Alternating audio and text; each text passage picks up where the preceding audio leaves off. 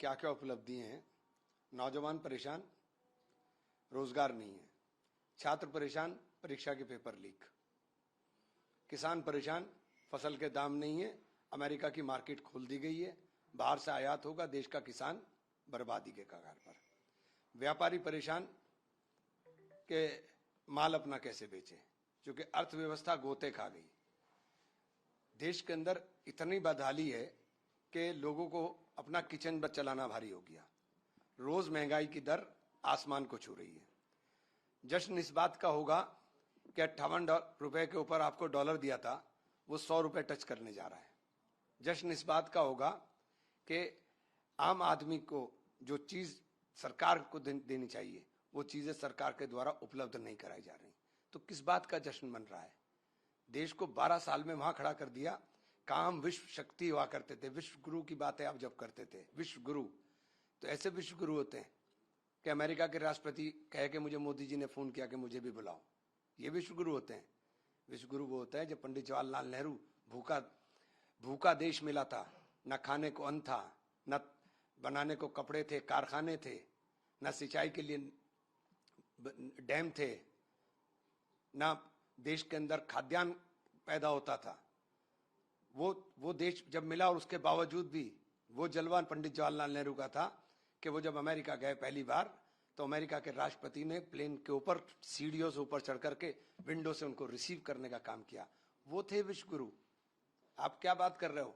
देश के कल कारखाने उन्होंने लगाए, देश के बड़े बड़े संस्थान उन्होंने बनाए, देश को एक नई दिशा, जिस रोड मैप के ऊपर आज देश खड़ा है वो पंडित जवाहरलाल नेहरू ने दिया।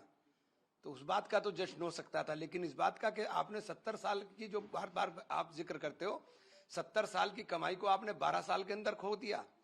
28 गुना विदेशी निवेश देश से चला गया। 28 गुना विदेशी निवेश देश से चला गया। निर्भरता हमारी इतनी हो गई कि किसी भी चीज के लिए हम दूसरे के ऊपर निर्भर हो गए। तो किस बात का जश्न आप मना रहे हो? तो आपको लगता है कि जो 12 साल के बाद कंप्लीट हुए और आगे चीजें नहीं होंगी, क्योंकि राहुल गांधी तो कह रहे हैं कि अभी कुछ ही समय के अंदर ये सरकार नहीं रहेगी, मोदी ने वो प्लान। हालात इतने देश के अंदर खराब हैं, आपने सारी संवैधानिक संस्थाओं को पंगु कर दिया। इलेक्शन कमीशन जिसका निष्पक्ष होना देश के लोकतंत्र के लिए जरूरी है, इलेक्शन कमीशन बायस्ड होकर के काम कर रहा है। इलेक्शन चुराए जा रहे हैं। अब तो सीधी सीधी जीती हुई सीटों के ऊपर नॉमिनेशन खारिज कर करके आपने एक नया वो डालने की कोशिश कर रहे हो। कहां लेकर के जा रहे हो देश को आप? सर, मीनाक्षी नटराजन, कल पर्चा रद्द हो गया उनका, आज डेलीगेशन कुछ देर में मिलने जा रहा है। मीनाक्षी नटराजन कह रही है ये मामला लीगल नहीं है, ये मामला पॉलिटिकल है, ये राजनीति से प्रेरित है। वहीं परिमल नाथवानी जो दूसरे कैंडिडेट हैं झारखंड में, उनके खिलाफ कांग्रेस पार्टी ने कल कंप्लेंट दी और उनको आज तक का समय मिला है। और आप लोगों के लोग धरने पर बैठे हैं, लेकिन चुनाव आयोग वहां सुनवाई नहीं कर रहा। यही तो देश देख रहा है, पूरा देश देख रहा है। आपने कहां खड़ा कर दिया देश को? ये सब समझ रहे हैं लोग। सर, लेकिन ये इस मामले को कैसे देखते हैं आप? वो कह रहे हैं कि अब तो बिल्कुल इलेक्शन जो है आरओ ने तुरंत कल हाथ की हाथ। मैंने तो बहुत पहले कहा था कि इलेक्शन कमीशन में कुर्सी डाल दीजिए कि भाजपा से जो पर्ची लेकर आए उसको जीत का सर्टिफिकेट दे दो। चुनाव की जरूरत क्या है? क्यों इतने पैसे खर्च कर रहे हो? जब आपको यही करना है तो फिर चुनाव की जरूरत क्या है? वहीं पर डाल दो कुर्सी और जाए, और जा करके पर्ची मिलेगी भाजपा ऑफिस से, इलेक्शन कमीशन से सर्टिफिकेट मिलेगा और मौज लो। कहां फिर चुनाव करेगा? मतलब सर, एक बड़ी बात और है, तो ये है ममता बनर्जी की। ममता बनर्जी की पार्टी के अंदर टूट हो रही है। 20 सांसद जो हैं लोकसभा के अंदर अलग फैक्शन बना के लोकसभा स्पीकर को लिख देते हैं, राज्यसभा में एक इम्पोर्टेंट लीडर वो भी दे देते हैं इस्तीफा अपना, सुखेंदु शेखर रॉय। ममता बनर्जी कल आके सोनिया गांधी से मिलती हैं। इस मुलाकात का क्या मायना निकालें, क्योंकि तृणमूल कांग्रेस के नेताओं को वहां पर नारे झेलने पड़ रहे हैं। कल्याण बनर्जी नीचे उतरते हैं एयरपोर्ट पर तो बाहर उनको जय श्री राम और चोर चोर के नारे लगाए जाते हैं। इस स्थिति को कैसे देखिए? बहुत खराब स्थिति है। क्या आप क्या साबित करना चाहते हो? आप विपक्ष भी आप ही रहोगे, पक्ष भी आप ही रहोगे। नया फॉर्मूला आपने तलाश लिया, तोड़ करके अपने आदमी को आपने नेता प्रतिपक्ष बना दिया। तो देश के अंदर आवाज ही नहीं उठने देंगे आप देश के अंदर उठने वाली तमाम आवाजों को शांत करा देंगे।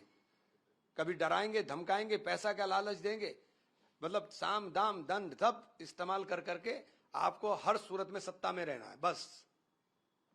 आज वक्त लगता है आपको कि जब ममता बनर्जी इस तरीके से आई हैं, टीएमसी को अब सोचना चाहिए कांग्रेस के साथ मर्ज होने की खबरें भी इस तरीके की थी। देखिए, मुझे नहीं पता वो क्या सोचती हैं, लेकिन हालात ये हैं कि राहुल जी के नेतृत्व में इनसे लड़ा जा सकता है। राहुल जी के नेतृत्व में ही ये लड़ाई देश के अंदर पार उतरने का काम करेगी। तो टीएमसी को इस पर विचार करना चाहिए कि कांग्रेस के साथ मर्ज करे अपनी पार्टी। देखिए, ये उनका फैसला है, मेरी व्यक्तिगत राय हो सकती है, ये उनका फैसला है। आपकी व्यक्तिगत राय? मेरी व्यक्तिगत राय है, उनके रास्ते बंद हो जाएंगे जैसे ही वो आ जाएंगे, कोई तो भाग नहीं पाएगा, सदस्यता जाएगी। आखिरी सवाल, नीट को लेके धर्मेंद्र प्रधान कह रहे हैं पूरी तरीके से अश्योर कर रहा हूं, स्मूथ होगा एग्जाम, पूरी तरीके से पास। देश का दुर्भाग्य है कि भारतीय वायुसेना जो है वो पर्चे कराएगी, यानी आपका सिस्टम पूरा फेल हो चुका है। अब भारतीय वायुसेना का इंटरफेरेंस होगा कि भारतीय वायुसेना पर्चे कराएगी, तो नैतिकता कहां है?